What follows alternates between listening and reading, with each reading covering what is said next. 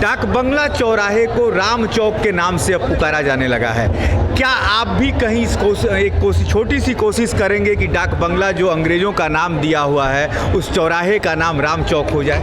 ना देखिए, अभी तो उतना ही नहीं, अभी तो पूरे भारत में यह प्रयास हो रहा है कि जो गुलामी के समय में जब देश गुलाम था तो कई जगहों पर कई नाम का परिवर्तन किया गया, शहर का परिवर्तन किया गया, कई ऐसे कार्य किए गए जिससे कि गुलामी की भावना प्रतीत होती है।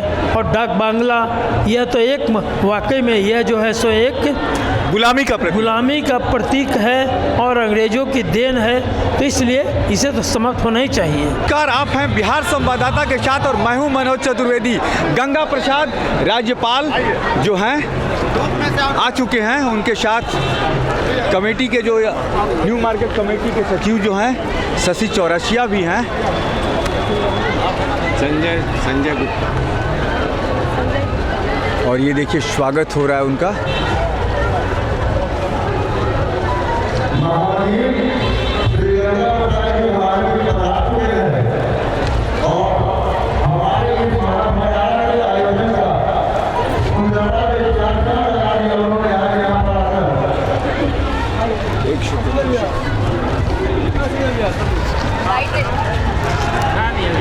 गंगा सर, 2 साल कोरोना से बड़ा कठिन रूप से गुजरा, इस बार भव्य जो है और एक तरह से ये कह लीजिए कि पूरा पटना जो है राममय हो चुका है, और आप भी संघ के क्षेत्र से आते हैं, क्या सोच रहे हैं कि क्या ये प्रथा जो आगे बढ़ रही है इससे कितना विश्व का कल्याण होगा और पटना का कल्याण?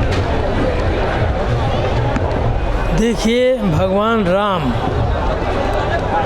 जो पूरे भारत के जन जन में, भारत ही नहीं भारत के बाहर भी जो भारतीय लोग हैं उनके भी दिलों में बसते हैं, तो राम जो इस देश के एक समझिए कि इस तरह का एक व्यक्तित्व माने रहा उनका, राम का, जिसको क्या जन जन मान रहा है और सभी लोग इस बात को आज मान रहे हैं। राम राज की चर्चा आज हर जगह होती है, तो निश्चित मर्यादा पुरुषोत्तम राम जी के समय, उस समय जो राज्य की व्यवस्था थी वो उसे आज पूरा दुनिया मानता है कि वो सबसे उत्तम व्यवस्था थी, और आज सभी लोग इस चीज़ को मानते हैं कि वो व्यवस्था होनी चाहिए जिस व्यवस्था में न कोई जुर्म हो, न कोई अत्याचार हो, न कोई व्यभिचार हो,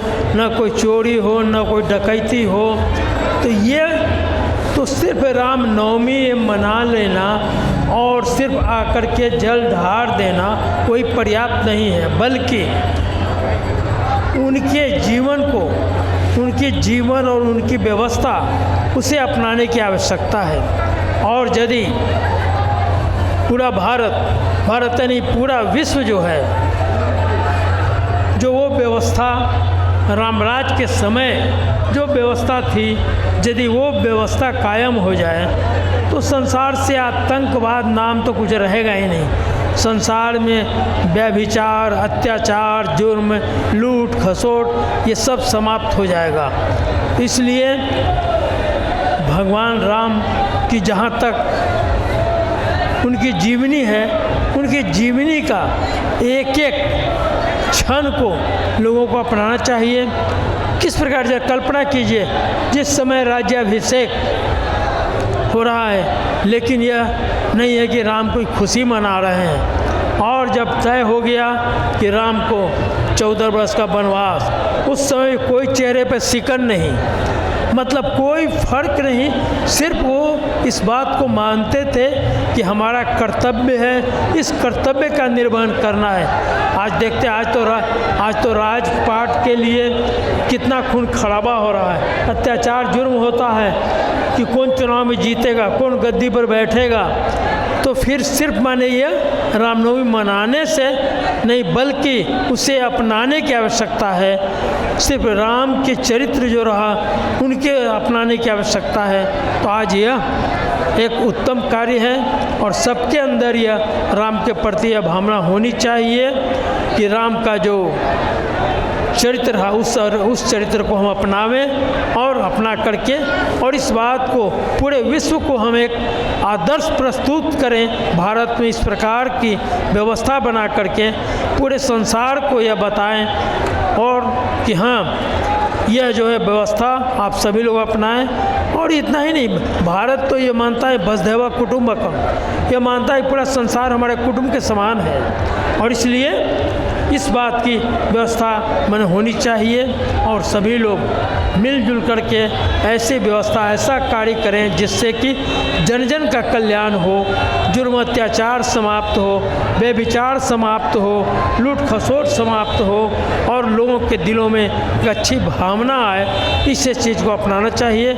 इस अवसर पर मैं समूह के प्रति शुभकामना व्यक्त करता हूँ, सबके मंगलमय जीवन की कामना करता हूँ, प्रभु से प्रार्थना करता हूँ कि सभी लोग का जीवन सुखमय हो, सभी का भविष्य उज्जवलमय हो और सभी लोग आनंद पूर्वक रहते हुए बिहार का कल्याण करें, बिहार के साथ ही साथ पूरे भारत का कल्याण करें और इस भारत को फिर से संसार का गुरु बनाना है। इसके लिए सबको मिलकर काम करना है। आज एक संकल्प लेने का दिन है कि हम सभी लोग भगवान राम के नाम पर संकल्प लें कि उनका जो आदर्श था उस आदर्श को हम लोग पालन करेंगे और इस प्रकार करते हुए सभी का कल्याण करेंगे। इन शब्दों के साथ मैं पुनः सबों के प्रति शुभकामनाएं करता हूं और इन लोगों को जैसे यहाँ पर संजय गुप्ता जी और आप लोग ये सभी लोग मिल करके इस प्रकार का कई का आयोजन किए, भंडारा का आयोजन किए, इस अवसर पर आप सबों के प्रति शुभकामनाएं व्यक्त करता हूं और आशा करता हूं कि सभी लोग का जीवन मंगलमय आनंदपूर्वक रहे। इसके लिए मैं प्रभु से प्रार्थना करता हूं। गंगा सर, एक अंतिम सवाल। आप खुद एक संवैधानिक पद पे हैं, बिहार की माटी के भी लाल कहे जा सकते हैं। डाक बंगला चौराहे को राम चौक के नाम से अब पुकारा जाने लगा है। क्या आप भी कहीं एक छोटी सी कोशिश करेंगे कि डाक बंगला जो अंग्रेज़ों का नाम दिया हुआ है उस चौराहे का नाम राम चौक हो जाए? देखिए, अभी तो उतना ही नहीं, अभी तो पूरे भारत में यह प्रयास हो रहा है कि जो गुलामी के समय में जब देश गुलाम था तो कई जगहों पर कई नाम का परिवर्तन किया गया, शहर का परिवर्तन किया गया, कई ऐसे कार्य किए गए जिससे कि गुलामी की भावना प्रतीत होती है। और डाक बांग्ला यह तो एक वाकई में यह जो है सो एक गुलामी का प्रतीक है और अंग्रेज़ों की देन है, तो इसलिए इसे तो समाप्त होना ही चाहिए। तो क्या आप मानते हैं कि अभी वर्तमान में जो सरकार है ऐसा कोई प्रस्ताव जो है लाएगी? अब देखिए, ये तो सरकार मैंने दूसरा प्रयास तो कर रहे हैं, सरकार लाएगी और जन जन का यह दायित्व तो बनता है कि खुद मैंने वो देखिए अपने आप वो नाम बदल जाएगा, आप इसकी चिंता मत कीजिए। वो जो सोच रहे हैं ना, वो जो कहने लगेंगे लोग ना तो अपने हो जाएगा। जैसे अब वहाँ पर था मुरली चौक जगदेव पथ, जगदेव के स्टैचू लगा, अब नाम ही जगदेव पथ हो गया, तो ये तो अपने आप हो जाएगा, उसकी चिंता मत कीजिए। गंगा शर थे, राज्यपाल हैं और इसी पटना की मिट्टी से हैं। उन्होंने कहा कि राम के जैसा चरित्र यदि अपना लिया जाए तो समाज में कहीं किसी भी भेदभाव नहीं रह जाएगा। सबसे बड़ी बात यह है कि वास्तव में यदि राम के चरित्र को अपना लिया जाए तो कहीं भी कोई बुराई रह ही नहीं जाएगी। अब देखना है कि समाज के लोग गंगा प्रसाद जी के इन बातों का कितना अमल में लाते हैं, उसका भी इंतजार रहेगा। लेकिन आप बने रहिए संवाददाता बिहार के साथ।